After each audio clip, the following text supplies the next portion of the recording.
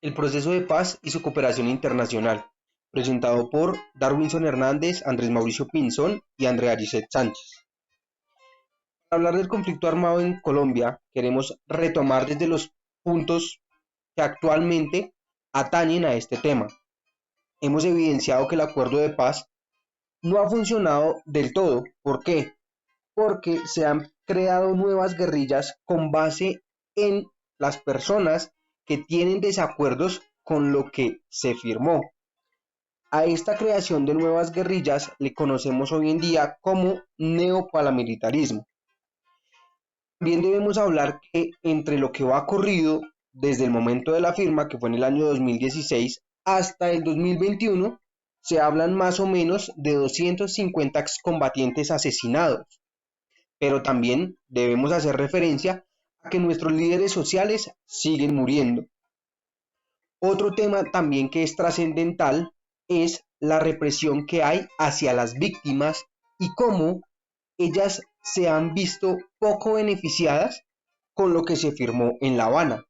Es decir, las personas víctimas del conflicto aparentemente no han recibido los mismos beneficios que aquellos excombatientes que hoy en día digamos que pueden disfrutar de ciertas condiciones, de ciertos beneficios, de cierto perdón, entre comillas, porque evidentemente esa firma no va a reparar a las víctimas y no va a devolver a las personas que hoy ya no se encuentran con nosotros. No hay tinieblas que la luz no venza. A continuación, verán un fragmento de una entrevista que nosotros sí le hicimos a Jessica, una desplazada del conflicto armado, que en medio de todas sus tinieblas encontró una luz de esperanza, encontró una vida que quería salir adelante y ella era la persona encargada de demostrarle que sí habían oportunidades, pero que lastimosamente las tenían que ir a buscar a otro lugar en donde prácticamente tenían que empezar a vivir de cero. Muy buenas tardes para todos. El día de hoy estamos con Jessica Cortés, una de las personas víctimas del conflicto armado en Colombia. Ella nos va a contar un poco de su historia, de dónde es y creo que es muy significativo para poder entender un poco del conflicto armado en Colombia. Jessica, cuéntame de dónde eres. Bueno, soy Jessica, como ya lo he dicho, soy de Tumaco, Nariño. Realmente no vivo directamente en Tumaco, es una vereda a 45 minutos de Tumaco, por lancha hay que viajar. Y sí, fue un poco trágico el tener que dejar de pronto tus costumbres, tu familia, tus raíces, lo que eres realmente, sí, fue impactante. Pues he vivido la guerra desde que soy muy pequeña, ¿cierto? El tener que a veces acostarte a dormir con esa incertidumbre de saber qué va a pasar al día siguiente, de saber que a cualquier hora de la noche tienes que salir de tu casa, sí, créeme que es muy, muy duro realmente. Para hablar sobre los antecedentes del conflicto armado en Colombia, vamos a listar una serie de acontecimientos que nosotros consideramos relevantes. Empezando en el año 1998, Ernesto Samper concede el estatus político al ELN y Andrés Pastrana gana la presidencia de Colombia con la promesa de iniciar un diálogo de paz con las FARC. En 1999 se da el tercer intento formal para lograr la paz con las FARC. En el 2002, Álvaro Uribe Vélez lanzó una ofensiva militar contra la guerrilla con el apoyo de Estados Unidos y se iniciaron diálogos con el ELN en Cuba. El 18 de octubre del 2012 con los diálogos de paz en Oslo, Noruega. El 26 de mayo de 2013 el gobierno y las FARC llegaron a un acuerdo sobre política agraria integral. El 10 de septiembre del 2013 las FARC presenta una nueva propuesta de participación política. El 6 de noviembre del 2013 se da a conocer el primer acuerdo. El 11 de junio del 2014 se da la plaza exploraria con el ELN con miras de diálogos de paz. El 7 de septiembre del 2014 se instala la subcomisión de género. El 9 de octubre de 2014 se instala el Consejo Nacional de Paz.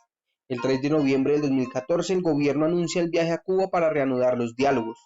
El 3 de diciembre del mismo año La Corte Penal Internacional advierte a Colombia que ningún proceso de paz puede generar impunidad a los atroces crímenes. ¿Y aquí qué pasó? ¿Dónde están las consecuencias de las personas que cometieron dichos crímenes? ¿Esto se lo llevó el viento?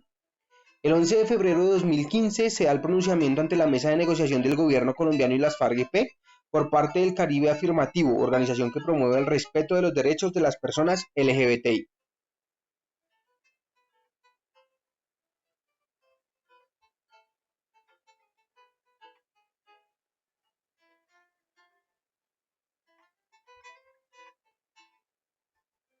Nuestro marco teórico está basado en el neoliberalismo. Este consolida de reformas en segunda generación las cuales buscan los lastres desarrollistas, giró entre la guerra y la paz, la calidad militarista y conflicto armado después de todo comenzó a girar en torno a cómo resolver el conflicto por medio del diálogo. Aquí debemos tener en cuenta que siempre fue importante el silencio, que siempre fue importante la represión, que las víctimas no pudieron hablar, las víctimas lastimosamente tuvieron que quedarse calladas y acogerse a lo que hubo, a lo que sucedió, a lo que se dio. El neoliberalismo como ideología contiene significados, ideas y valores basados en los principios sociales del liberalismo clásico, el mercado libre, el individualismo, la ocupación con un egoísmo estrecho y el propósito que estos lograrán en el bienestar social.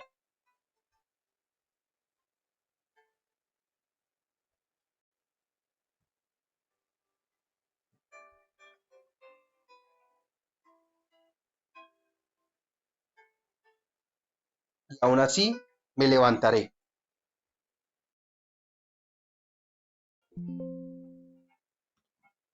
Cuando hablamos de problemáticas, miramos directamente las consecuencias del conflicto armado que surgió en Colombia en la década de los años 60, donde la violencia, la injusticia y la falta de acompañamiento del gobierno colombiano se convirtió en una problemática de seguridad nacional. Con la apertura de nuevas crisis económicas, desplazamientos forzados y el fortalecimiento del narcotráfico, el secuestro y la extorsión como métodos de financiación de la guerra, es muy evidente que la intervención del Estado es nula o a conveniencia, por lo que vemos la biopolítica como manejo interestatal a lo largo del país.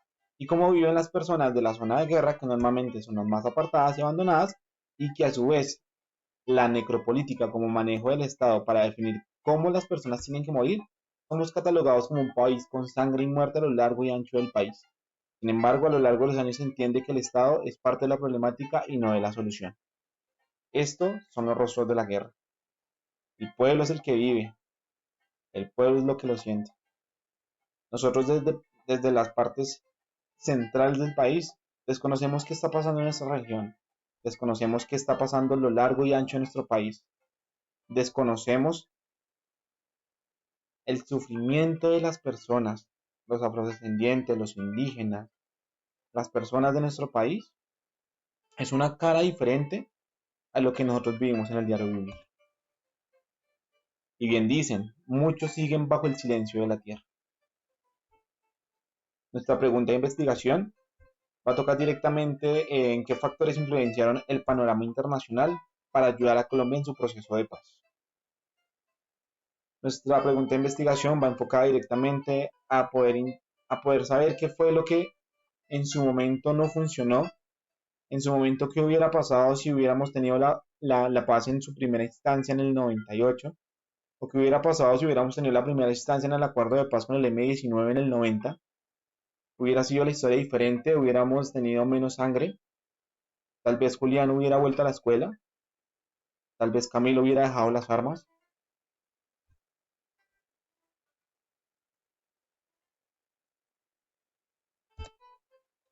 Nuestra hipótesis se basa directamente en el acuerdo de paz. Pudo haber sido diferente si el gobierno no hubiera tenido el acompañamiento o intervención de los actores internacionales. ¿Qué hubiera sido diferente? ¿Era necesario la intervención de los actores internacionales que fueran garantes del acuerdo de paz? ¿O simplemente que las FARC no tenía condiciones, no tenía garantías al negociar directamente con el Estado? Luisa no quería vivir de nuevo. Con tan solo 9 años ya se había desplazado 4 veces. Y esta historia se repite por décadas y décadas.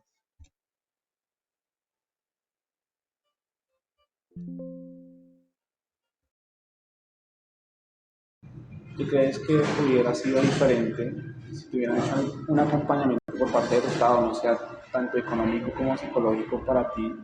Y yo creo que tú llegaste acá con tu pareja o No llegaste sola, llegaste sola con tu hija. llegué sola con mi ¿Sí? hija. ¿Y te Sí. dieron alguna ayuda para la niña, para ti, aparte de lo económico? No.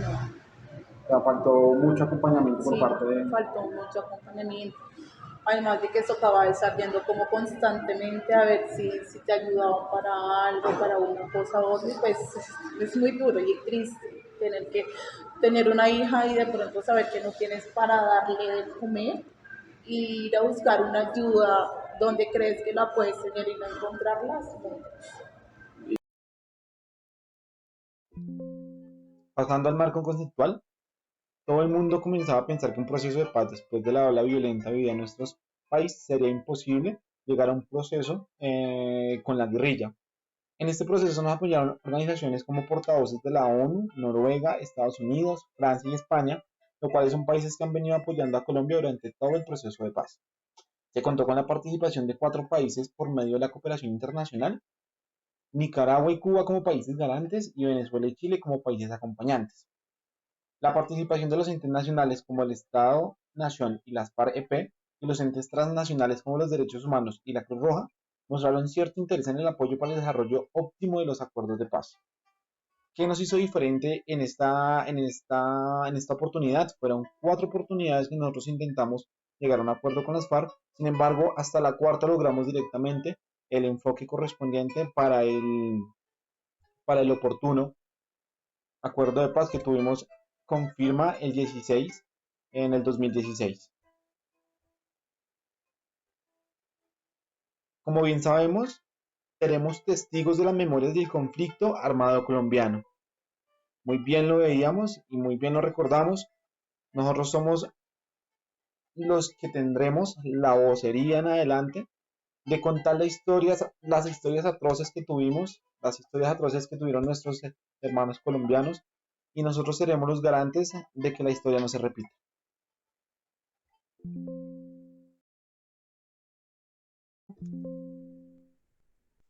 Desarrollo de la hipótesis.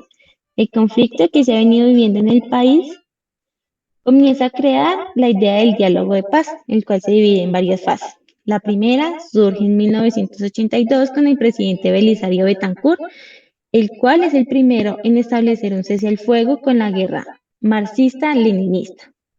En 1991 y 1962 fueron los años que se degradó el conflicto colombiano, donde el ejército y las autodefensas del gobierno de César Gaviria comenzó el proceso de paz en Caracas. Después renovamos en 1998 y 2002, donde los diálogos avanzaron lentamente, mientras que las FARC aprovecharon su hegemonía. Anteriormente, esas 3 fases alcanzaron a fracasar y por último se dio la vencida, la cual surge entre 2012 y 2016, después de que varios golpes sufridos y múltiples líderes asesinados, Juan Manuel Santos logró sentarse a negociar con las FARC. Cabe mencionar también que de manera internacional podemos encontrar varios países apoyándonos. En este caso está Noruega, está Cuba, que ejerce como garante del proceso, el Congreso como tal de Estados Unidos, el Parlamento del Reino Unido, el Parlamento de la República de Irlanda y la Asamblea Legislativa. Contamos como países garantes como Noruega y Cuba y países acompañantes de Venezuela y Chile. También contamos con la presencia de la presidenta brasileña Dilma Rousseff. Sin embargo, el Programa de las Naciones Unidas para el Desarrollo, la Unión de las Naciones Unidas contra la Droga y el Delito, no son donantes sino ejecutores. Su principal aporte será servir de garantes en el proceso de desarme y desmovilización, así como en un proceso de justicia transaccional y restaurativa. Por último, debemos mencionar que se crea un mecanismo de acompañamiento para que la comunidad internacional contribuya de distintas maneras a garantizar la implementación del acuerdo final y en materia de verificación.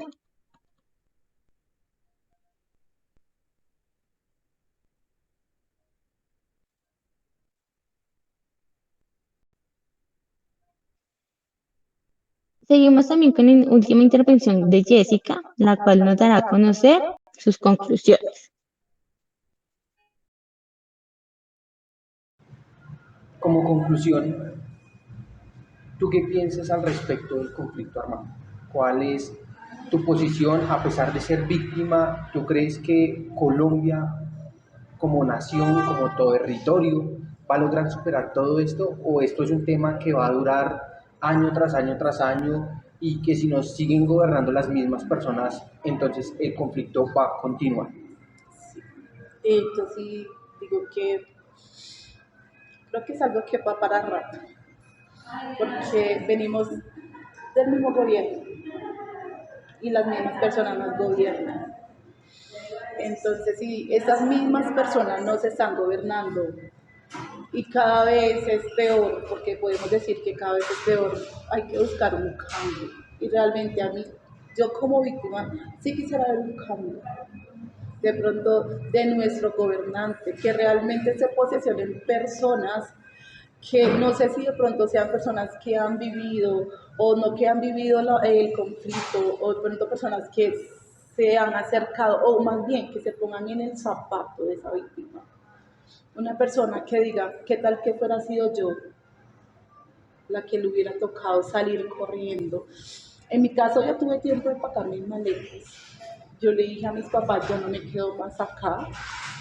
Yo tengo una hija y sé que no es difícil, pero yo quiero un cambio para mi hija, para mi vida en especial. Entonces, eso sí yo quisiera, que de pronto vengan nuevas ideas, nuevos gobernantes, personas que se pongan en el zapato de esa víctima y que se pregunten en qué podemos ayudarles, cómo podemos ayudarles a esas víctimas. Que no vamos a decir que es algo que va a cambiar de la noche a la mañana, porque pues es una mentira, pero sí brindar ese apoyo. De todo digo, no hay una base militar. Los soldados llegan en lanchas, se posesionan un tiempo y desaparecen.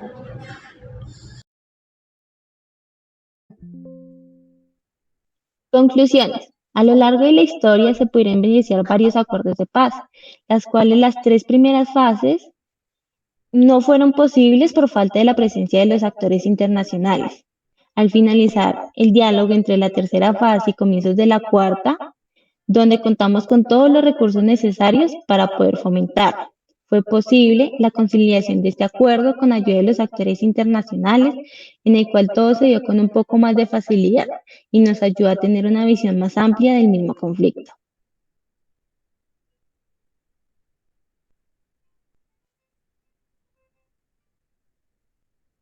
¿Usted qué haría si tuviera un familiar desaparecido?